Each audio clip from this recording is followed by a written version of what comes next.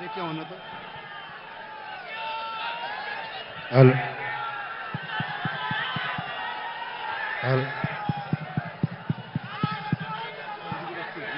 Hello hello సభాధ్యక్షులు స్థానిక MLA గౌరవనీయులు శ్రీ కాళయ్య యాదయ్య గారు, పెద్దలు గౌరవనీయులు మాజీ మంత్రివర్యులు శ్రీమతి సబితా ఇంద్రారెడ్డి గారు,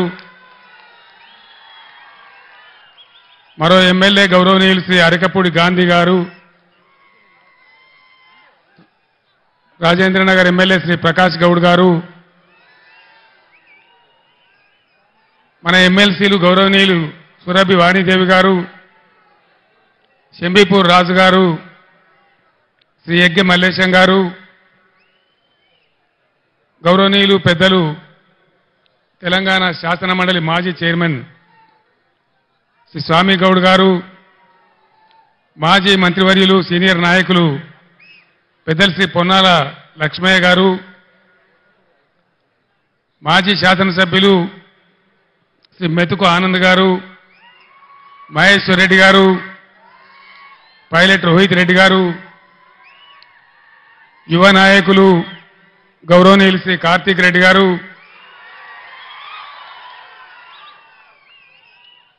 వేదికను అలంకరించిన పెద్దలు, మీ అందరి అభిమానంతో కాబోయే చేవెళ్ల ఎంపీ శ్రీ కాసాని గానేశ్వర్ గారు,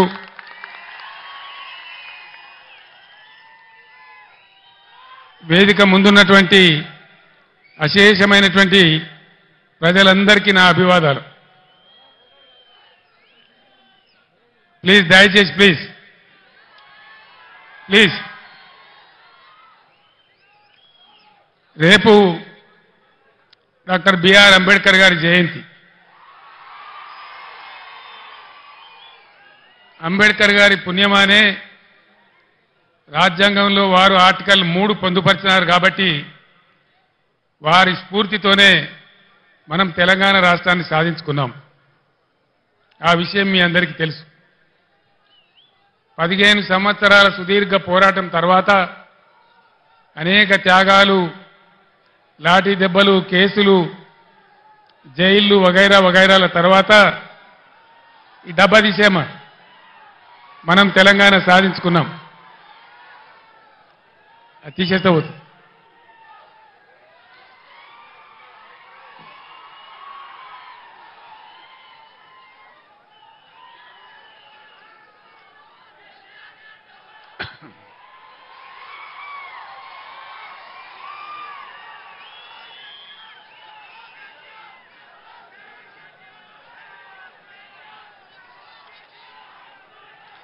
ఈ సందర్భంగా మనందరి పక్షాన,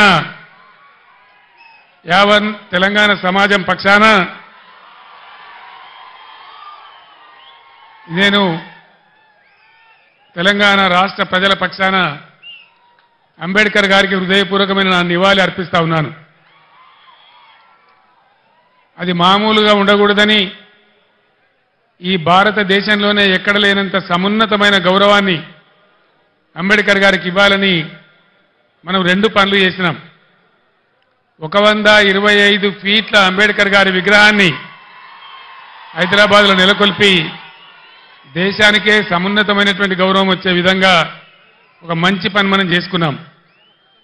అంతేకాదు ఇప్పటి వరకు స్వతంత్రం వచ్చిన ఈ 75 ఏళ్లలో ఏ రాష్ట్రంలో ఎవరు కూడా చేయనటువంటి పని మన రాష్ట్ర సెక్రటేరియట్కే డాక్టర్ బిఆర్ అంబేద్కర్ సెక్రటేరియట్ అని కూడా మనం పేరు పెట్టుకున్నాం. ఇది మనం ఆ మహనీయునికి అర్పించినటువంటి నివాళి. ఇక్కడ నేను మీ అందరికీ ఒక మాట మనవి చేయదలుచుకున్నా. ఇక్కడి నుంచి, ఈ చేవేళ్ల సభ నుంచి యావత్తు తెలంగాణ రాష్ట్ర ప్రజలకు కూడా ఒక సందేశాన్ని ఇవ్వదలుచుకున్నా. రాజకీయాలు వస్తుంటాయి, పోతుంటాయి, ఎన్నికలు కూడా వస్తూ ఉంటాయి, పోతూ ఉంటాయి. కానీ ప్రజానీకానికి రాష్ట్ర ప్రభుత్వం అంటే ఒక ధీమా, ఒక ధైర్యం, మా ప్రభుత్వం ఉంది, మమ్మల్ని ఆదుకుంటుందనేటువంటి ఒక విశ్వాసం అనేది ఉండాలి. ఎక్కడైనా ప్రజలు ప్రభుత్వం నుంచి కోరుకునేది అదే. ఒక ఆయన కొద్దిగా ఎక్కువ జరగచ్చు, ఒక ఆయన కొద్దిగా తక్కువ జరగచ్చు, కానీ యావత్తు రాష్ట్ర ప్రజానీకానికి ఉండాల్సింది ఒక ధీమా, ఒక ధైర్యం, ఒక ఆత్మవిశ్వాసం. మమ్మల్ని అన్ని విధాలా ఆదుకునే మా ప్రభుత్వం ఉంది అనేటువంటి ఒక గౌరవమైనటువంటి భావం ప్రభుత్వం ఎడల ఉండాలి. ఈ మధ్య ఎన్నికల్లో నేను చాలా సభలలో చెప్పినాను, ఓటు వేసే ముందే చాలా జాగ్రత్తగా ఆలోచించాలి, ఏమాత్రం దెబ్బ తగిలినా చాలా పెద్ద పొరపాటు అయిద్దని చెప్పినాను. సరే, ప్రజలలో కొంతమందికి కొన్ని రకాల ఆలోచనలు, కాంగ్రెస్ పార్టీ ఇచ్చినటువంటి అంతులేని హామీలు, ప్రలోభాలు, దానికి గురైన కొందరు కింది మీద చేస్తే ఈ రాష్ట్రంలో కాంగ్రెస్ ప్రభుత్వం వచ్చింది. 4 నెలలు గడిచి ఇప్పుడు 5వ నెల జరుగుతూ ఉంది. ఏ ఒక్క విషయంలో కూడా ఒక పాలసీ కానీ వాళ్ళు చేసినటువంటి ఎన్నికల వాగ్దానాల మీద చిత్తశుద్ధితో కూడుకున్నటువంటి కార్యాచరణ కానీ ఎక్కడ కూడా కనపడతలేదు. వసతులు, వనరులు ఉన్న వాటిని వాడుకునే నైపుణ్యం కనపడతలేదు. 10 ఏళ్ల కింద మనం మర్చిపోయినటువంటి ఇబ్బందులు మళ్ళీ మన కళ్ళ ముందు కాపాడుతూ ఉన్నాయి. మీ అందరూ దయచేసి గమనించాలి. 15 సంవత్సరాలు పోరాటం చేసి మీ అందరి దీవెనతోని, మద్దతుతోని ఆనాడు ఖమ్మం జైల్లో ఉండి అందించిన ఆరోగ్యం పాడైతే నిజాం ఆసుపత్రికి తరలించబడి 13వ రోజు దీక్ష చేరుకొని చచ్చిపోయే దిశకు పోయి సావు నోట్లో తలకాయ పెట్టి కూడా పోరాటం చేసి ఈ రాష్ట్రాన్ని మనం సాధించుకున్నాం. రాష్ట్రం వచ్చిన కొత్తలో చాలా ఇబ్బందికర పరిస్థితులు ఉండేవి. కరెంటు కోతలు, కాలిపోయే మోటార్లు, పేలిపోయే ట్రాన్స్ఫార్మర్లు, అందని సాగునీళ్లు, మంచినీళ్లు, చాలా ఇబ్బందులలో తెలంగాణ రైతాంగం చెట్టుకోవలు గుట్టకోవలు ఉన్నటువంటి పరిస్థితి ఉండేది. దాన్ని నివారించాలని కోడి రెక్కల కింద తన పిల్లలను కాపాడుకున్నట్టు రైతాంగాన్ని మనం కాపాడుకున్నాం. ఒక పాలసీ పెట్టుకున్నాం, రైతు కులం లేదు, ఎవరికి భూమి ఉంటే వాళ్ళు రైతు, అన్ని వర్గాలలో రైతులు ఉంటారు. అందుకోసం వాళ్ళని కాపాడాలని, గ్రామాలు పట్టుకొమ్మలు కావాలని పట్టుబట్టి ఒక 5 పథకాలు పెట్టి, ప్రపంచంలోనే ఎక్కలేనటువంటి పథకాలు పెట్టి రైతాంగాన్ని కాపాడుకున్నాం. రైతు బంధు దేశంలోనే మొట్టమొదటిసారి ఎకరానికి 10,000 రూపాయలు ఇచ్చేటువంటి రైతు బంధు కార్యక్రమాన్ని తీసుకున్నాం. 24 గంటలు రెప్పపాటు పోకుండా, మోటార్ కాలకుండా, ట్రాన్స్ఫార్మర్ కాలకుండా ఉండే విధంగా నాణ్యమైన కరెంటు సరఫరా చేసుకున్నాం. రైతు చనిపోతే, ఒక గుంట భూమి ఉన్న రైతు చనిపోయినా ఆయనకు 5 లక్షల బీమా వారం 10 రోజుల్లో వచ్చేటట్టు ఏర్పాటు చేసుకున్నాం. అదేవిధంగా రైతుల పంట మొత్తం ప్రభుత్వమే కొనుగోలు చేసి నేరుగా వాళ్ళ బ్యాంకులలో రైతు బంధు వచ్చే విధంగా చేసుకున్నాం.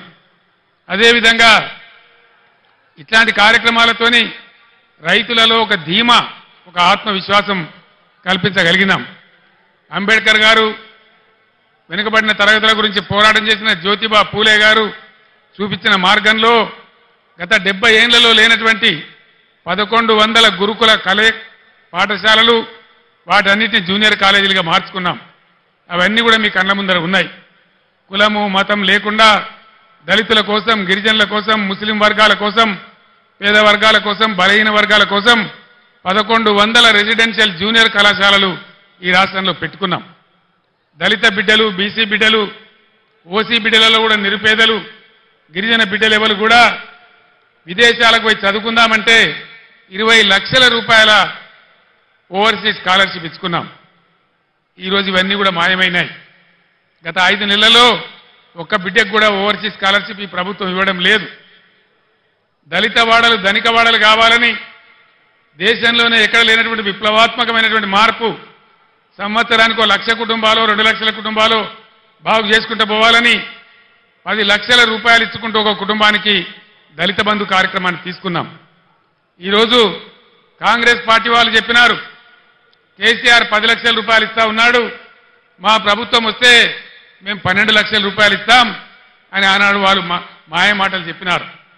1,30,000 మంది దళితులకు బీఆర్ఎస్ గవర్నమెంట్లోనే దళిత బంధు శాంక్షన్ చేసినాం, ప్రొసీడింగ్స్ ఇచ్చినాం, డబ్బులు జిల్లా కలెక్టర్లకు పంపించినాం. 12 లక్షలు ఇస్తామని నమ్మబలికిన ఈ కాంగ్రెస్ ఏం చేసింది? ఈరోజు ఒక్కలకు కూడా ఇవ్వడం లేదు, 10 లక్షలు కూడా ఇవ్వడం లేదు, 12 లక్షలు కాదు. కలెక్టర్లకు వచ్చినటువంటి డబ్బులు అకౌంట్లన్నీ ఫ్రీజ్ చేసి ప్రభుత్వం వాళ్ళ డబ్బులు వాపసు తీసుకున్నది.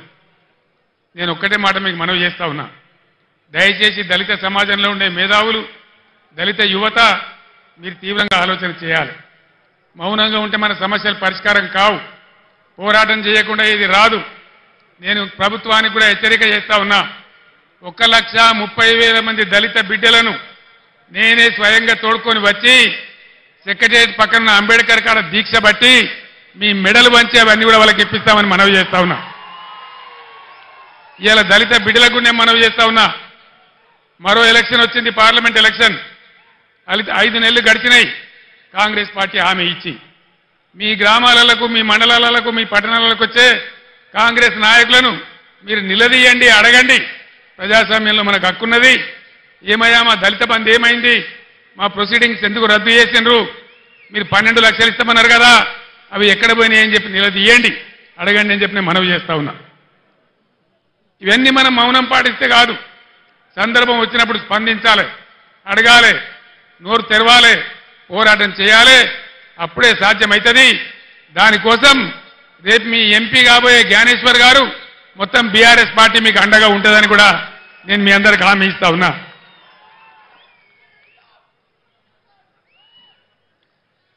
గురుకులాలు పెడితే ఆర్ఎస్ ప్రవీణ్ కుమార్ గారు వాటిని అద్భుతంగా నడిపిస్తే 100,000 మంది పిల్లలకు ఐఐటీలో, ఐఐఎంలో, మెడిసిన్లో, ఇంజనీరింగ్లో సీట్లు వచ్చినాయి. వేలాది మంది దళిత, గిరిజన, బలహీన వర్గాల బిడ్డలు ఓవర్సీస్ స్కాలర్షిప్ తీసుకొని విదేశాలలో విద్య కూడా చేస్తూ ఉన్నారు. కులము, మతము ప్రసక్తి లేకుండా కళ్యాణ లక్ష్మి ఇచ్చినాం. ఈ ప్రభుత్వం ఏం చేసింది? కాంగ్రెస్ పార్టీ ఏం హామీ ఇచ్చింది? కేసీఆర్ ₹1,00,000 ఇస్తా ఉన్నాడు, మా ప్రభుత్వం వస్తే తులం బంగారం కూడా కల్పిస్తామని చెప్పినారు. యాడికి పోయింది తులం బంగారం? నేను మొన్న సిరిసిల్లలో కూడా అడిగినాను, తులం బంగారం కొందామంటే మార్కెట్లో దొరుకుతలేదా ఈ ప్రభుత్వానికి? ఇది ప్రజలను మోసం చేయడం కాదా? దయచేసి మీరు ఆలోచించాలని చెప్పి నేను కోరుతా ఉన్నా. అదేవిధంగా కులము, మతము అనకుండా కుల వృత్తుల మీద ఆధారపడ్డ బిడ్డలు, గొల్ల కుర్మలకు గొర్రెలను ఇచ్చినాం, ముదిరాజుల గంగపుత్రుల కోసం 100 కోట్ల రూపాయలు పెట్టి చేప పిల్లలు పెంచినాం, చేనేత కార్మికులకు పని కల్పించినాం, సబ్సిడీలు ఇచ్చినాం. గౌడ కులస్తులకు చరిత్రలోనే ఏ ప్రభుత్వం చేయనటువంటి పని చేసి చెట్ల మీద ఉండే రకాన్ని 100కు 100% రద్దు చేసినాం. ఈ విధంగా బలహీన వర్గాలకు బ్రహ్మాండమైన సహాయం చేసినాం. బీసీ బంధు పెట్టి బలహీన వర్గాల వాళ్ళను ఆదుకున్నాం. వీటన్నిటికీ ఇప్పుడున్న కాంగ్రెస్ ప్రభుత్వం కొనసాగిస్తుందా? శటగోపం పెట్టిందా? వాళ్ళ పాలసీ ఏంది? దయచేసి మీరు ఎన్నికల్లో కాంగ్రెస్ నాయకులను నిలదీయాలని చెప్పి నేను కూడా ఈరోజు కాంగ్రెస్ పార్టీని ప్రశ్నిస్తా ఉన్నా. ఈరోజు మీరందరూ కూడా గమనించాలి. ఒక్క మాట నాకు అర్థమైతలేదు. 11 సంవత్సరాల క్రితం చాలా దారుణమైన పరిస్థితి ఉండేది. 1.5 సంవత్సరంలో కరెంటును బ్రహ్మాండంగా తయారు చేసి రైతాంగానికి, ఇళ్లకు, పరిశ్రమలకు, ఐటీ రంగానికి అందరికి కూడా 24 గంటల సరఫరా 9 సంవత్సరాల పాటు ఇచ్చినాం. కేసీఆర్ పక్కకు పోగానే కరెంట్ ఎందుకు మాయమైంది? దీనికి కారణమేంది? ఇది ప్రభుత్వ అసమర్థత కాదా? వీళ్ళే మనకిప్పుడు జవాబు చెప్పాలని చెప్పి నేను కోరుతా ఉన్నా. చాలా సింపుల్ కదా, వీళ్ళు కొత్తగా ఏం చేసే అవసరం లేదు. గత ప్రభుత్వం ఎట్లా నడిపిందో అట్లా నడిపిస్తే సరిపోయే పరిస్థితి. దాన్ని కూడా ఇవ్వలేని అసమర్థ ప్రభుత్వం ఈరోజు ఉంది. అది కూడా మీరు ఆలోచన చేయాలని చెప్పి నేను కోరుతా ఉన్నా. మిషన్ భగీరథ అద్భుతమైన పథకం. ఐక్యరాజ్య సమితి కూడా మన్ననలు అందించినటువంటి ప్రభుత్వం. 11-12 రాష్ట్రాల వాళ్ళు మేము కూడా చేసుకుంటామని ఇక్కడికి వచ్చి చూసి అభినందించిపోయిన పథకం. ఇలా మంచినీళ్ళకి ఎందుకు కొరత వస్తూ ఉంది? ట్యాంకర్లు ఎందుకు వస్తూ ఉన్నాయి? మళ్ళా బోర్లేసే పరిస్థితి ఎందుకు వస్తూ ఉంది? ఇది ఎవరి తెలివి తక్కువతనం? దయచేసి ఆలోచన చేయాలి. కొత్తవి రాకపోయినా ఉన్నాయి ఊడగొడతా ఉన్నారు, అవన్నీ కూడా మీరు చూస్తూ ఉన్నారు. దయచేసి ఆలోచన చేయాలి. కరెంటుకి ఏం రోగం వచ్చింది? మంచినీళ్ళు ఎందుకు ఇవ్వలేకపోతున్నారు? ఇది ఏం లోపము? దీనికి మరి ఎట్లా సరి కావాలా? ఈ పార్లమెంట్ ఎన్నికల్లో మీరు ఒక నిర్ణయం తీసుకోవాలి. తెలంగాణ ప్రజల చేతులలో మంచి పద్ధతికి మంచి అభివృద్ధికి పోయినటువంటి తెలంగాణ రైతుల చేతులలో ఉన్నటువంటి ప్రభుత్వం పక్కకు జరిగినంత మాత్రాన ఇన్ని బాధలు ప్రజలకు ఎందుకు రావాలి? ఇలా ప్రజలకు ఏం కావాలి? ప్రజల చేతిలో ఒక అంకుశం కావాలి, ఒక హంటర్ కావాలి. కాంగ్రెస్ పార్టీ మెడలు వంచి, ఈ ప్రభుత్వం మెడలు వంచి ఇవన్నీ మీకు చేయించేటువంటి ఒక అంకుశం కావాలి. ఆ అంకుశంలో ఒక పదునైనటువంటి మునదేలినటువంటి అంకుశం మన చేవెళ్ల అభ్యర్థి ఖ్యాతాని జ్ఞానేశ్వర్ గారు. అనుభవం ఉన్న వ్యక్తి, బలహీన వర్గాల వ్యక్తి. ఖచ్చితంగా ఈ ప్రభుత్వాన్ని మెడలు వంచి మీ పనులు చేయించానంటే ఈరోజు తెలంగాణలో అన్ని ఎంపీ స్థానాలలో బీఆర్ఎస్ఏ గెలవాల్సిన అవసరం ఉంది. లేకపోతే ఏమవుతుంది? ఒకటే మాట మీరు ఆలోచన చేయండి. 5 నెలల కింద అడ్డగోలు మాటలు మేము చెప్పినాం, అన్ని పంగనామాలు పెట్టినాం, ఏ పాలసీ సరిగా లేదు, ఉన్నవి కూడా ఊడగొడతా ఉన్నాం, కరెంటు చక్కగా ఇస్తలేం, రైతు బంధు కూడా చక్కగా ఇయ్యలే, పంటలు కొంటలేము, 500 బోనస్ ఇస్తలేము, అయినా కూడా మాకే ఓటేసినరు, ఇంకా మేము ఏం చేయకున్నా మమ్మల్ని ఎవరు ఏమనరు అనే అభిప్రాయం వస్తుంది. తస్మాత్ జాగ్రత్త.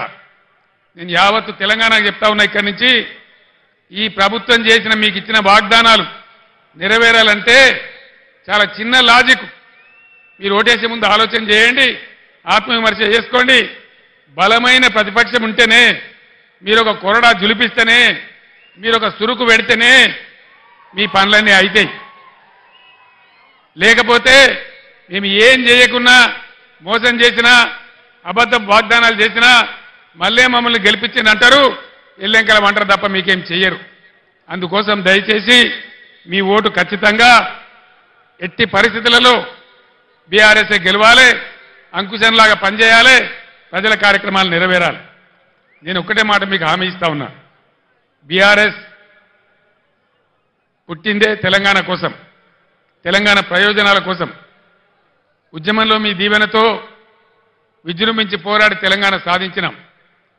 మీరు అధికారం ఇస్తే 10 ఏళ్లు అన్ని వర్గాల ప్రజలను కడుపులో పెట్టుకొని కాపాడుకున్నాం, అనేక మందిని కాపాడుకున్నాం. ఇలా అవన్నీ నా కళ్ళ ముందే పోతా ఉంటే, రైతులు గోసపడతా ఉంటే, పంటలు కొనకపోతా ఉంటే, బోనస్ దక్కకపోతా ఉంటే చూసి చాలా బాధ కలుగుతా ఉంది.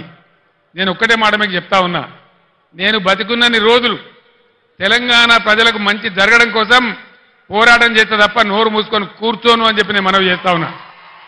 100కు 100% బీఆర్ఎస్ మీతోనుంటది, మీ ప్రయోజనాల కోసం ఉంటుంది. పుట్టిందే తెలంగాణ ప్రజల కోసం కాబట్టి అన్ని రకాల ప్రజల యొక్క హక్కులు కాపాడడానికి మీ వెంట ఉంటుంది అని నేను మనవి చేస్తా ఉన్నా. ఈ 2 పార్టీల వ్యవహారం మీరు చూసినారు. మొన్నటిదాకా బీఆర్ఎస్ పుణ్యాన గెలిచిన వ్యక్తి రంజిత్ రెడ్డి మీకు తెలుసు.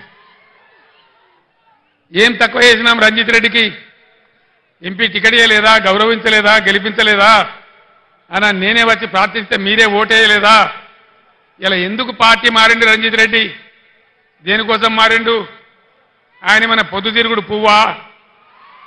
అధికారం ఎటువంటి ఆడు తిరుగుతాడా? దయచేసి ఆలోచన చేయాలి.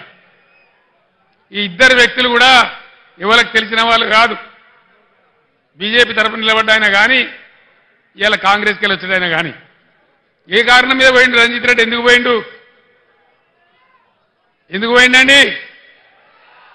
అధికారం కోసమా, పదవుల కోసమా, పైరవీల కోసమా? దయచేసి దానికి మీరే సమాధానం చెప్పాలి. ఈ విధంగా ఉన్న వాళ్లకు ధీటైనటువంటి దెబ్బ మీరు కొట్టాలని చెప్పి నేను మనవి చేస్తా ఉన్నా.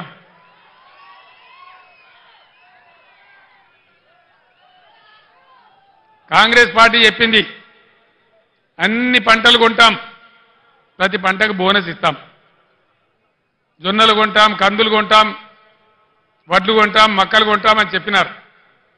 వానకాలం పంటలకు ఏ కానీ ఇయ్యలే. ఇలా యాసంగి కూడా కొనుగోలు స్టార్ట్ అయినాయి.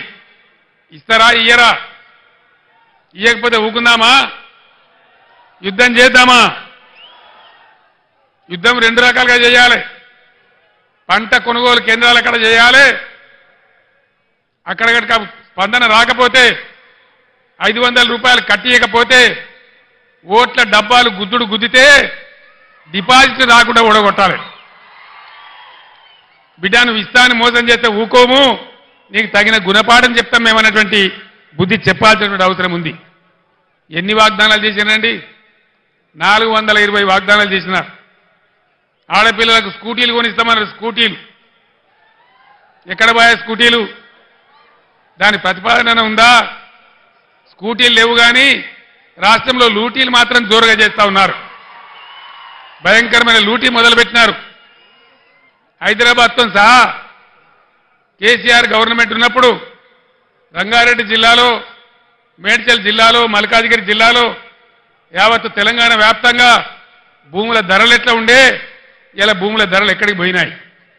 రియల్ ఎస్టేట్ ఎందుకు ఆగిపోయింది? దీని ఎన్నుకున్న బ్రోకర్ లెవెలు, జోకర్ లెవెలు ఎందుకు బిల్డింగ్ల పర్మిషన్లు ఇస్తలేరు? లక్షల మంది పిల్లలు బతికినటువంటి రియల్ ఎస్టేట్ ఇలా ఎందుకు నాశనమైంది? ఇట్టే చూసుకుంటూ కూర్చుందామా? లేదు, మేము ఉన్నామని చెప్పి నిరూపించుకోవడానికి ఎన్నికల్లో బీఆర్ఎస్ను గెలిపించి ఈ ప్రభుత్వానికి బుద్ధి చెప్దామా? దయచేసి ప్రజలు ఆలోచించాలని చెప్పి మేము మనవి చేస్తా ఉన్నా. ఈ బీజేపీ పార్టీ 10 ఏళ్ల నుంచి అధికారంలో ఉంది. దయచేసి మా ఆడబిడ్డలకు, మా యువకులకు, చేవెళ్ల నియోజకవర్గంలో ఉన్న మేధావులకు నేను దండం పెట్టి చెప్తా ఉన్నా. భావోద్వేగాలు పెంచడం తప్ప, ఒక మత పిచ్చి లేపడం తప్ప ఏమన్నా ఒక మంచి పని జరిగిందా బీజేపీ హయాంలో? ఏ వర్గానికన్నా, ఏ పేదలకన్నా పెట్రోల్ ధర అయింది, డీజిల్ ధర అయింది. ఇలా ఏం జరుగుతూ ఉంది దేశంలో? మా పార్టీలో జైలు కావతావా లేకపోతే జైలుకు పోతావా? అయితే మోడీ తప్పితే ఈడీ. ఇదేనా బీజేపీ? ఇదేనా రాజకీయం? ఇదేనా దేశాన్ని ముందుకు తీసుకుపోయే పద్ధతి? ఇదేనా ప్రజాస్వామ్యాన్ని ఎక్కడికక్కడ పాతరేసే పద్ధతి? దయచేసి ఆలోచన చెయ్యాలి. గుడ్డిగా అలవోకగా ఓటేయద్దు. గుడ్డిగా ఓటేస్తే చాలా ఇబ్బందులు అవుతాయి. బీజేపీ చరిత్ర మీరు చూడలేదా? ఒక్క మాట దయచేసి బాగా ఆలోచన చేయాలి. నేను మీ అందరినీ చేతులెత్తి దండం పెడతా ఉన్నా. ఈ బీజేపీ ప్రభుత్వం గత 10 ఏళ్లలో దేశంలో 157 మెడికల్ కాలేజీలు మంజూరు చేసింది. నేను 100 ఉత్తరాలు రాసిన, ఒక్క కాలేజీ కూడా మనకి ఇయ్యలే. ఒక్క కాలేజీ ఇయ్యనటువంటి బీజేపీకి ఒక్క ఓటు కూడా మనం ఎందుకు వెయ్యాలి? కేంద్రంలో ఉన్న చట్టం ప్రకారం దేశంలో ఎన్ని జిల్లాలుంటే ప్రతి జిల్లాకు ఒక నవోదయ పాఠశాల పెట్టాలి. మన దగ్గర మనం 10 నుంచి 33 జిల్లాలు చేసుకున్నాం. అంటే 23 కొత్త నవోదయ పాఠశాలలు రావాలి. అవి వస్తే బీసీ పిల్లలకు, ఎస్సీ పిల్లలకు, దళితులకు అందరికీ కూడా దానిలో అవకాశాలు దొరుకుతాయి. 150 ఉత్తరాలు రాసిన నేను, 50 సార్లు స్వయంగా అడిగిన మోడీని. కానీ ఒక్క నవోదయ పాఠశాల కూడా ఇయ్యలే. చట్టాన్ని ఉల్లంఘించి ఒక్క మెడికల్ కాలేజీ ఇవ్వని, ఒక్క నవోదయ పాఠశాల ఇవ్వని ఈ బీజేపీకి మనం ఎందుకు ఓటేయాలి? దేనికోసం ఓటేయాలి? మీ అందరు టీవీలలో చూసినారు. నేను అసెంబ్లీలో చెప్పిన ముఖ్యమంత్రికి ఉన్నప్పుడు ఇదే మోడీ నా మెడ మీద కత్తి పెట్టి నీ రాష్ట్రానికి వచ్చే నిధులు బంద్ చేస్తా, సంవత్సరానికి 5,000 కోట్లు గుంజుకుంటా, నువ్వు రైతుల మోటార్లకు మీటర్లు పెట్టాలన్నాడు. నేను చెప్పిన నా ప్రాణం పోయినా సరే, నువ్వు ఏం చేసినా సరే నేను పెట్టా అని చెప్పిన. నేను మీటర్లు పెట్టలే. మీరు వినాలి మంచిగా. ఆనాడు సంవత్సరానికి 5,000 కోట్లు కోసిండు మోడీ. 30,000 కోట్ల నష్టం వచ్చింది రాష్ట్రానికి. కానీ నా రైతాంగాన్ని కాపాడుకోవాలని, వాళ్ళ బాధలు నాకు తెలుసు కాబట్టి, కరెంటు వాళ్ళకి అవసరం కాబట్టి, వాళ్ళ మీద భారం పడద్దని నేను ఆనాడు మీటర్లు పెట్టలే. ఇలా ఇక్కడ బీజేపీ ఎంపీకి ఓటేస్తే ఏమవుతుంది? మేము మీటర్లు పెట్టమని చెప్పంగా కూడా మాకే ఓటేసిర్రు, మాకే గుద్దినరు, పెట్టుర్రా ఇక మీటర్లు అంటారు. మీటర్లు రావన్నా? వినబడతలేదు. మీటర్లు రావన్నా? మీటర్లు రావద్దు అంటే బీజేపీని గుద్దుడు గుద్దాలి. ఓటు కాదు, నేలకేసి గుద్దాలి. అప్పుడే మనకు సరి అయినటువంటి తెలివితేటలు ఉన్నట్టు, అప్పుడే మనకు రాజకీయ పరిజ్ఞానం ఉన్నట్టు. కాబట్టి నేను చేవేల మేధావులకు విద్యావంతులకు నేను అప్పీల్ చేస్తా ఉన్నా, దయచేసి ఆలోచన చేయండి. తెలంగాణలో వ్యవసాయం రైతులు బాగా చేస్తే వికారాబాద్ రంగారెడ్డి జిల్లాలో కూడా వడ్లు బాగా పండినాయి. కాంటాలు పెట్టి కొన్నాం, ఎక్కడికక్కడ మీ బ్యాంకులలో డబ్బులు వేసినాం, మధ్య దళారు లేకుండా మీకు మద్దతు ధర ఇప్పించినాం. ధాన్యం ఎక్కువ పండింది కొనమంటే మొత్తం ఉన్న బీఆర్ఎస్ ఎమ్మెల్యేలందరూ ఢిల్లీలో పోయి ధర్నా చేసినాం. మీరందరూ టీవీలలో చూసినారు. మేము పోతే ఆ కేంద్ర మంత్రి బీజేపీ మంత్రి ఏమంటాడు, యాసంగి వాటి నూకలు అయితే పారాబాయిల్డ్ రైస్ ఆర్డర్ ఇవ్వమంటే మీ ప్రజలకు నూకలు తినడం అలవాటు చేయండి, మీరు నూకలు తినరు అంటాడు. తెలంగాణ ప్రజలు నూకలు తినన్నట. మనం నూకలు తినమని చెప్పిన బీజేపీకి నూకలు బుక్కిపిద్దామా ఓట్లేద్దామా దయచేసి నిర్ణయించాల్సింది మీరు మేధావులు. మన 7 మండలాలు తీసుకొని ఆంధ్రాకు అప్పగించింది బీజేపీ. మన సీలేరు ప్రాజెక్టు సంవత్సరానికి 300 మెగావాట్ల కరెంట్ వచ్చే ప్రాజెక్టును బలవంతంగా గుంజి ఆంధ్రాకు అప్పగించింది బీజేపీ. మన ఐటీఐఆర్ విపరీతంగా ఐటీ పరిశ్రమ పెరిగేటువంటి పరిశ్రమకు ఉన్నటువంటి ఐటీఐఆర్ను క్యాన్సిల్ చేసింది బీజేపీ. కాజీపేటలో రైల్వే కోచ్ ఫ్యాక్టరీ పెట్టలే బీజేపీ. బయ్యారంలో ఉక్కు ఫ్యాక్టరీ పెట్టమంటే పెట్టలే బీజేపీ. ఒక మెడికల్ కాలేజీ ఇయ్యలే, ఒక నవోదయ కాలేజీ ఇయ్యలే. ఏ వర్గానికి ఒక న్యాయం జరగలే బీజేపీ ప్రభుత్వంలో. దయచేసి ఆలోచన చేయండి. ఒక మత్తులో పడి, ఒక మతంలో పడి, ఒక పిచ్చిలో పడి ఓట్లేస్తే మనం కూడా పిచ్చిలేసిపోతాం తప్ప మన అవసరాలు తీరై ఉద్యోగాలు రావు. ఇలా భారతదేశంలో 30 లక్షల గవర్నమెంట్ ఉద్యోగాలు ఖాళీ ఉన్నాయి. 30 లక్షలు, ఒకటి కాదు రెండు కాదు. ఈ మొండి బీజేపీ ప్రభుత్వం దాన్ని నింపడం లేదు. గుడ్డికాను మూసినా ఒకటే, తెరిచినా ఒకటే, బీజేపీకి ఓటు వేసినా ఒకటే, ఓటు వేయకున్నా ఒకటే. దయచేసి ఆలోచన చేయాలని చెప్పి నేను మీ అందరినీ కోరుతా ఉన్నా. మనం వికారాబాద్ జిల్లాలో, రంగారెడ్డి జిల్లాలో ఎన్ని పరిశ్రమలు తెచ్చుకున్నాం. చేవేలను పెద్ద పారిశ్రామిక కేంద్రంగా చేసే ప్రయత్నాలు చేసుకున్నాం. షాబాద్లో వెల్స్పన్ ఫ్యాక్టరీ తెచ్చుకున్నాం. ఇంటర్నేషనల్ కైటెక్స్ ఫ్యాక్టరీ తెచ్చుకున్నాం. చందన్ వ్యాలీలో అమెజాన్, కటేరా, కుందానా, ఈస్టర్ కంపెనీలు ఏర్పాటు చేసుకున్నాం. సీతారాంపూర్లో ఎలక్ట్రానిక్ వెహికల్స్ తయారు చేసే కంపెనీ తెచ్చుకున్నాం. శ్రీ మీద రైల్వే కోచ్ ఫ్యాక్టరీని ఇదే నియోజకవర్గంలో పెట్టుకున్నాం. ఫైనల్గా వికారాబాద్, చేవెళ్ల, తాండూరు, పరిగి నియోజకవర్గాల కోసం నీళ్లు తేవడానికి పాలమూరు ఎత్తిపోతల పథకం పెట్టుకున్నాం. ఉద్దండాపూర్ రిజర్వాయర్ మన కోసమే నిర్మించుకున్నాం, మన చేవెళ్ల కోసం, రంగారెడ్డి కోసం. అది రాబోతా ఉన్నది. ఈ ప్రభుత్వం పాలసీ ఏంది, దాని మీద కూడా వీళ్ళు కుయ్యలేదు, కుట్టుకులేదు. కాబట్టి దయచేసి నేను మీ అందరినీ కోరేది, గత అనేక సంవత్సరాలుగా 35-40 సంవత్సరాలుగా బలహీన వర్గాల కోసం తన జీవితాన్ని దారబోసి, తన ఆస్తిని దారబోసి, ఆర్గనైజ్ చేసి బలహీన వర్గాల బిడ్డగా ఉన్నటువంటి మన జ్ఞానేశ్వర్ గారు మీ అందరికీ సుపరిచితులు. ఈ జిల్లాలో జిల్లా పరిషత్ చైర్మన్గా చేసినారు. మీ అందరికీ సేవలు కూడా అందించినారు. మీ అందరినీ కూడా నేను ప్రార్థించేది, ఇంతకుముందే కొందరు పెద్దలు చెప్పినారు, జ్ఞానేశ్వర్ గారు కూడా చెప్పినారు. నిన్న ఒక పెద్ద మనిషి మాట్లాడినాడు, మీకు బీసీలకు దమ్ముంటే, బీసీలకు పౌరుషం ఉంటే కాసాని జ్ఞానేశ్వర్ని గెలిచించి చూపియండి అన్నాడు. ఇక్కడున్న బలహీన వర్గాల మేధావులకు, విద్యార్థులకు, ఉద్యోగులకు నేను మనవి చేస్తా ఉన్నా, ఇవాళ అవకాశం ఉంది, రాని కాడ అవకాశం రాలేదు, లేని కాడ లేదు. ఉన్న కాడ ఒక బీసీ అభ్యర్థి ఉన్నాడు కాబట్టి, సమర్థుడు సీనియర్ నాయకుడు ఉన్నాడు కాబట్టి, ప్రజాసేవ చేసే గుణమున్న వ్యక్తి ఉన్నాడు కాబట్టి ఖచ్చితంగా కాసాని జ్ఞానేశ్వర్ గారి గెలుపు బీసీల అభివృద్ధికి మలుపు అని చెప్పి నేను మనవి చేస్తా ఉన్నా. ఇలా బీసీల శక్తి ఏందో, బీసీల రాజకీయ చైతన్యం ఏందో కాసాని జ్ఞానేశ్వర్ గారిని గెలిపించడంతో మీరు రుజువు చేయాలని చెప్పి నేను కోరుతా ఉన్నా. ఆ విధంగా ఏ రకంగా చూసినా ఈ రాష్ట్ర ప్రభుత్వం మెడలు వంచి మీకు ఇచ్చిన వాగ్దానాలు అమలు చేయించాలన్నా, బలహీన వర్గాలకు, బడుగులకు అందరికీ న్యాయం జరగాలన్నా, తెలంగాణ రాష్ట్రాన్ని మళ్ళా బ్రహ్మాండంగా ముందుకు తీసుకుపోయే పద్ధతులకు దారులు పడాలన్నా ఖచ్చితంగా ఇవాళ బీఆర్ఎస్ పార్టీ గెలవాల్సిందే. నేను ఈ రాష్ట్ర ప్రభుత్వాన్ని హెచ్చరిస్తా ఉన్నా, ధాన్యం వచ్చింది, రాష్ట్రంలో అక్కడక్కడ వర్షాలు పడతా ఉన్నాయి. మీరు తడిచిన ధాన్యం కూడా ఒక గింజ లేకుండా కొనాలి, రైతులకు న్యాయం చేయాలి. బీఆర్ఎస్ పార్టీ ప్రజల యొక్క మీరు ఇచ్చిన వాగ్దానాలు నెరవేర్చేదాకా ఖచ్చితంగా మీ వెంటబడి వేటాడుతుంది తప్ప మిమ్మల్ని వదిలిపెట్టే పరిస్థితి ఉండదని మనవి చేస్తూ ఇలా ఈ సభకు నేను వస్తా ఉంటే ఒక 300-400 బస్సులు దాటుకుంటూ వచ్చిన కార్తీక్ రెడ్డి గారు నేను కారులో కూర్చుని వస్తా ఉంటే ఇంకా 400-500 బస్సుల మంది ఇక్కడికి చేరనే లేదు. ఇంత పెద్ద ఎత్తున ఇక్కడికి మీరు తరలి వచ్చినారంటే కాసాని జ్ఞానేశ్వర్ గారి గెలుపు ఖాయమైందని చెప్పి నేను సంతోషాన్ని వ్యక్తం చేస్తూ మీ అందరికీ ధన్యవాదాలు తెలియజేస్తూ కారు గుర్తుకే ఓటేయాల్సిందిగా కోరుతూ నేను సెలవు తీసుకుంటా ఉన్నా. జై తెలంగాణ, జై తెలంగాణ. కారు గుర్తుకే, కారు గుర్తుకే. జై తెలంగాణ.